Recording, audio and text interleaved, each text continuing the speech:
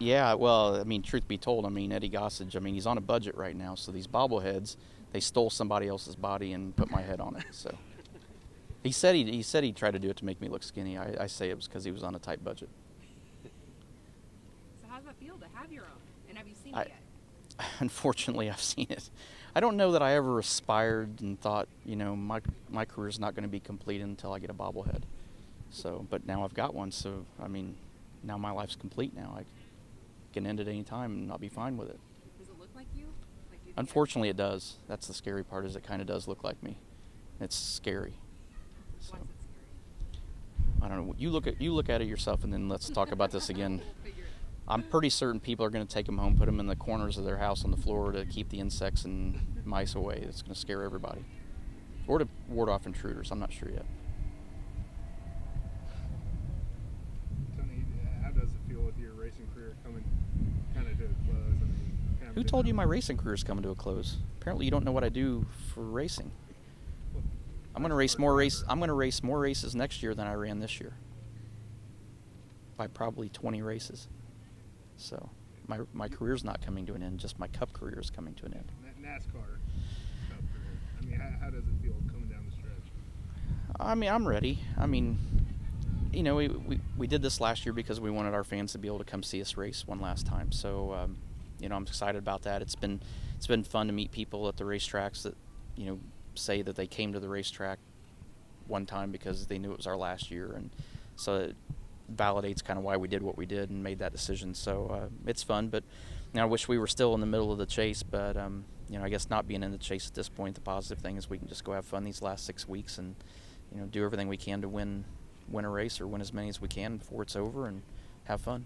Are you doing anything as you go to each track as a Cup racer to commemorate your last time there, getting a picture, taking a memorabilia or anything? No, I didn't even think of that, to be honest. Probably should have thought about that last year about this time, but I haven't done anything, to be honest.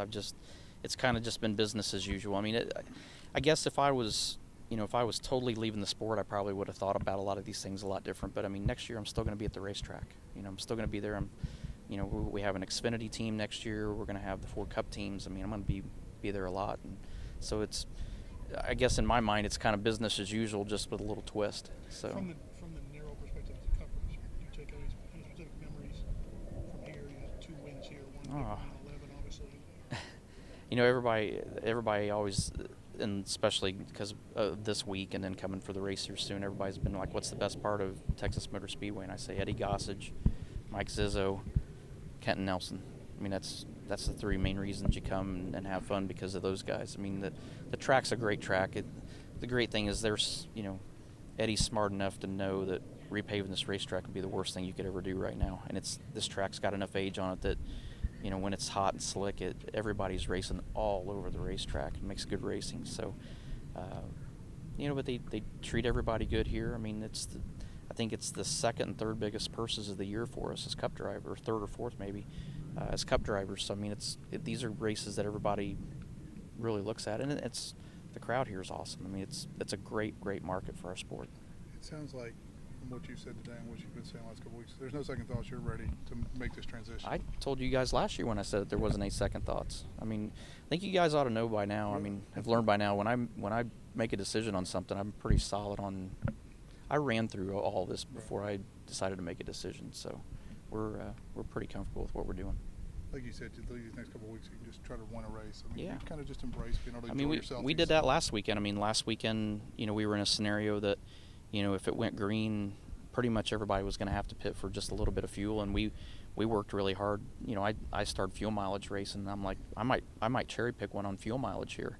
And we ended up losing about 4 or 5 spots, and then a caution came out, and then we had to race our way back. But it's things like that we can take those chances now where some of these other teams can't. So it's kind of fun to be in that position where you can, you don't have anything to lose. You have everything to gain and nothing to lose.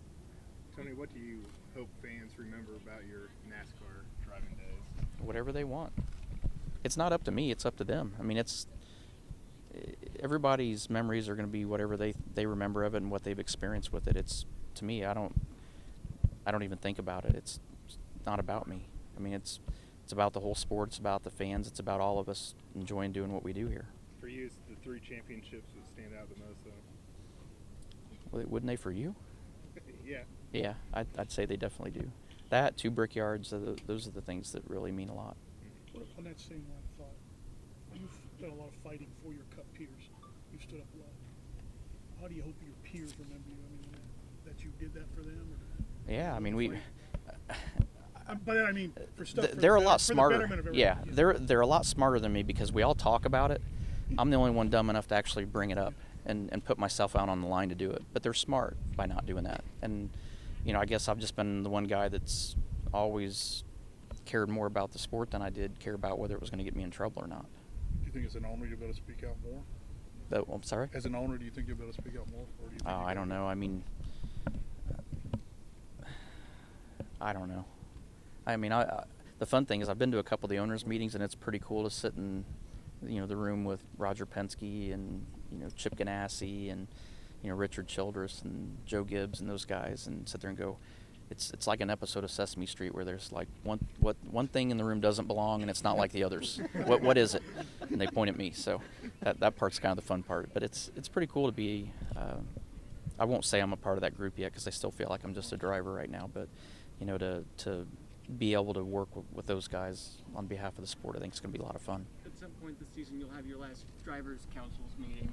Is there anything that you've been holding back saying until you're about to walk out the door in that capacity? I'm going to save that for when I get out of the car at Homestead, I think. No. I mean, the thing that I'm really probably most excited about with the driver councils, I feel like it's a good group of guys in there right now, and I feel like that their mindset and their ability to work with each other for the right reasons and the right causes and goals. It's easy when you got to, every driver and their team has a certain thing they're working on that they're wanting to save, and this group is really unbiased in that. I mean, they really talk to each other, and I'm really proud of the driver council. And the hard part, I wish we could tell you guys all the stuff that's discussed in it, but it's not the right thing to do. But I can tell you that sitting in these meetings with these guys and being a part of it, I mean, I'm proud of what the work that these guys are doing, because 5 years ago you didn't have anything like this, and drivers had opinions, but it wasn't normally very welcome to talk about it. But NASCAR as a whole is a lot more receptive to it, and they work very well with the council. So I think there's some good things. Is there anything you found out about your fellow drivers in those meetings that maybe you came to appreciate that you didn't know beforehand? I don't think so. I mean, other than just, like I said, I mean, it'd be really easy in our sport to be selfish and try to work on things that you think are going to benefit you, but the driver council does a really good job of not doing that, and that's, I guess I shouldn't be surprised about that, but I guess to a certain degree, a little bit I was surprised that everybody really cared more about the sport than they were their individual organizations and what they're working on. Who have you really enjoyed racing against? First of all, this guy's like the real MVP over here. He's Which one are you talking about? He's getting his spots today. Little Gotta give Ziz? credit where credit's due. He's getting his spots in today. Mini Ziz over here. Well, yeah, I mean, look how sexy he is. I mean, he doesn't need Match.com. I mean, he's working it here at Texas Motor Speedway. I mean, during the race, he'll be walking the crowd going, that's right. And, so. Tangents like that. Who do you enjoy racing against through your career? Say? Through my career? You had a lot of them. Oh, man. Really enjoyed them on I would say before I got to NASCAR, probably the greatest guy was Kenny Irwin Jr. We were rivals, but there were a lot of times that we had a lot of fun together as well, even though we were rivals. But he was somebody I really had a high level of respect for. And we came here, and everybody was fun. You had Dale Sr., you had Rusty Wallace, Dale Jarrett, Mark Martin, Bobby Labonte, Terry Labonte, Jeff Burton. I mean, they were all fun because they were just fun guys. I mean, they all had their own personalities and their own things that they liked and disliked. But Mike Skinner was a good friend of mine when he was running full time. I mean, they were a lot of fun guys, and that's the best part about the sport. It's the people that are a part of it that make it what it is. You mentioned Eddie being a great memory here. Best Eddie Gossage story. Cannot be told on TV. Cannot be told. I can say this: he's a great friend, and he's I've owned Eldora now for 10 or 11 years now, and he's been the greatest mentor I've ever had from that side. I mean, he just is so well rounded. His vision and how he looks outside the box, and how he makes you think about things that you wouldn't normally think about, and that's been, I think, a big key to our success with our racetrack. You have probably get your 50th Sprint Cup win prior to. How cool would it be to get it here, though? I just hope I get it, but I don't care where I get it. I want it anywhere, but yeah, it'd be great if it was here. I mean, this is, of the remaining races, we got Kansas, which I really don't have any ties to Kansas. Martinsville, I really don't have any big ties there as well. Talladega, I don't really have any big ties, but Texas and Phoenix are 2 tracks that are left on the schedule that really mean a lot to me, and I've got a history with. So, yeah, if I'm going to have the luxury of being able to pick, I would pick one of those 2, but I'll take it any place I can get in the next 6 weeks. I know you said you had. I know you said you had no regrets or second thoughts, but was there a little bit of disappointment not being able to run the Daytona 500 for a final time? Sure, absolutely. I mean, yeah, but it's just like everybody else's lives. I mean, it doesn't all run smooth and it doesn't all run perfect, but that was the cards I was dealt, and I still got to run my last year, even though I didn't get to. I missed the Daytona 500. I missed my last race at Vegas. I missed my last race at Atlanta, at Fontana. I mean, those are all tracks that I like, and missed my last race at them. So, I missed a bunch of key races that I was really looking forward to. But it's just part of life, and it wasn't the end of the world. Could you be talking to a one-off like at Indy? No. No more open wheel? Nope. No Indy cars. How about sports car, endurance sports car racing? Yeah, I actually have an offer on the table right now that I'm trying to decide what I'm going to do with. So that's all you get on that. You're smart. You're way too smart for me to give you any more information than that. No. Sorry. Are you planning on continuing with your charities after you retire? Yeah, absolutely. I mean, an event like this, absolutely. We definitely want to keep this going. I mean, it's been great for Speedway Children's Charities, and, this was Kenton and Ziz and Eddie. I mean, this was their brainchild and their baby, and, the first year we did this, if you remember right, it was a media event, and, we were leaving the media event, and Eddie and I were talking, and it was like, wow, this went better than we even thought, and, what if we did this for fans? And it's been a great event. It's raised a lot of money for the Texas chapter, so, it's something I'm really proud to be a part of, and just because I'm not going to be a full-time Cup guy anymore doesn't mean I don't want to do this. Very good. Well, by not being a full-time Cup guy, will that allow you to do anything you've always wanted to do that the schedule didn't allow you to do? Somewhere in the world go? I don't know. I'm going to have a lot more flexibility to do things I want to do. I mean, and that's, that was a big part of it. I mean, and I'm so mental about everything with racing. I mean, that's all the things that I want to do still revolve around racing. It's not like I want to go on some vacation somewhere that I've never been unless it has a racetrack involved in it. But there's races that I want to go to and places that events that I haven't seen in racing that I'm, because of our schedule, I've not been able to go to. So I'm looking forward to doing some of those things. As a spectator, Yeah, as a fan, as a spectator, some of them I want to race in. So, it's going to be fun next year. I mean, if I want to be at the racetrack at the Cup races for 3 days every weekend, I can do that. If I want to just come on Sunday for the race, I can do that. If I want to come Friday and be a part of practice and qualifying and hang out with the nationwide team on Friday, I can do that. And if I want to go race on Saturday night, I can do that. But I don't have to worry about being, I can leave when I need to leave. So it's just nice to have a little more flexible schedule again. When you get to Martinsville, it will likely be the last time you compete on a track with Jeff Gordon. What have these last 7 or 8 times you've been on a track with him been like, beginning with that, what you guys did at Indianapolis? Well, keep in mind, we thought we were doing that last year in the same scenario, so who knows? He may be around here 10 more years the rate he's going. So I don't know. I haven't thought about it a lot, to be honest. I mean, no more than I did last year, but it's been cool to run again. And the Indy deal was special because it was Indy. I mean, he lived in Pittsburgh. He wasn't born there, but I mean, he lived in Pittsburgh a lot of his life, and he was 20 minutes away. I was 45 minutes away from there. I mean, that's a special place to us. So it was neat to share that moment together with him. NASCAR weekend, they've added sprint cars over there on the dirt over there. We're going to see you racing over there. Yep, that's one of the 2 that I've got confirmed on my schedule so far. So I'm excited about it. It's what I want to do anyway. I wanted to get back to dirt racing, and they got a beautiful track over there, so I can't wait to get over there. Tell us a little about Laney Edwards' past. I know you raced at the Chili Bowl. You're doing pretty well. Give us some of your thoughts on Laney. Great guy. I mean, and when you hear Laney's name, you hear Devil's Bowl and Chili Bowl. But if you hear him talk about Chili Bowl or Devil's Bowl, his name's the first one to come up. So, I mean, he's been great for the sport. He was always great to the racers, and that's what everybody remembers about him.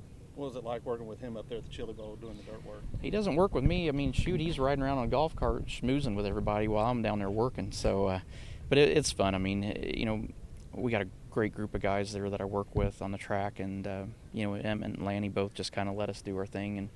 And Lanny wouldn't really get too wound up because he's a racetrack guy, but Emmett would get a little knotted up when things weren't going right, and he'd come down there, and if you saw him grab his waistband and tug on his waistband, you knew he was getting ready to yell at you.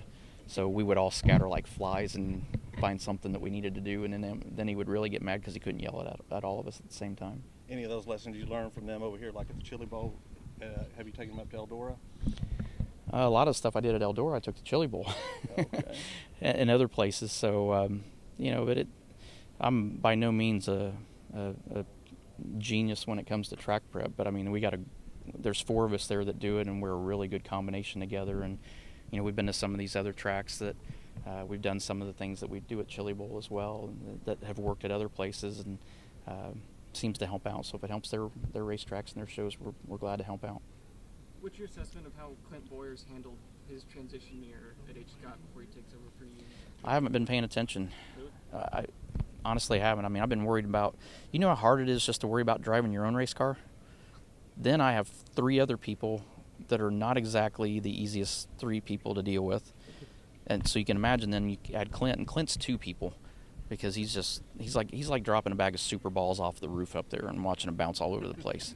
So I'll have enough of he'll be a handful enough next year. I don't need to stress myself out this year worrying about him. He'll be fine. I mean, you know, 6 more weeks and he's going to get in a car that he's really going to enjoy, I think.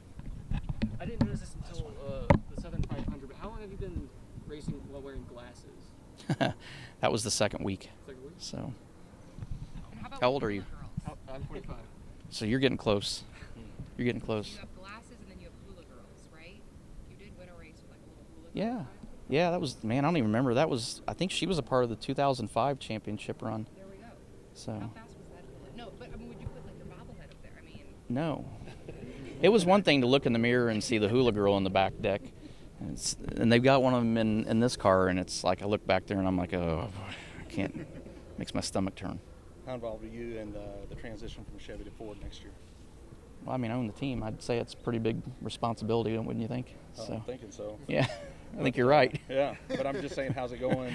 I think everything's going smooth. I mean, everything that I'm up to date with, everything's on schedule right now, and everybody's comfortable where we're at. So it's business as usual right now. Sprint car team going to go that way as well, or? We don't know yet. There's possibility we'll still be with Chevy, but there is some talk that Ford might be interested as well. Would you have any interest in doing TV work? No. How am I going to do that? When am I going to have time to do that? You're gonna have some time off, aren't you? Are you kidding me? All right, get you a new sheet of paper because you run out over here. I am. Okay, so I'm going to drive 40 or 50, 60 races next year. That's going to take some time. That's at least 50 or 60 nights, right? 40 to 60. Okay. Yep. Okay. Big guy. Now I got 4 Cup teams with 5 drivers. Remember, Clint takes 2. We got an Xfinity team. Okay. We got Eldora Speedway. We've got the Arctic All-Star Circuit of Champions. Is your pen running out? Are you good? No. Okay, I just got make you. sure you're caught up. I'm going. We got Donnie Schatz with the World of Outlaws. Okay. We have Paducah, Kentucky. We have Macon, Illinois dirt tracks. And I have an RC car company. That's it. Formula One team. I don't have a Formula One. That's Gene's. That's Okay. Gene's. No interest in that? Messing with that? Okay, start adding the hours No, up. I mean, as a Start fan, adding. Yeah, there's a lot of interest. I was probably one of the guys that was most excited when Gene said he was doing the F1 program. But all that stuff you just wrote down, that's a Thanksgiving plate that's overflowing. I mean, I'm not going to have much time. I will be busier next year than I am this year, by far. Okay. I wish I could. No, when am I going to have time to do TV?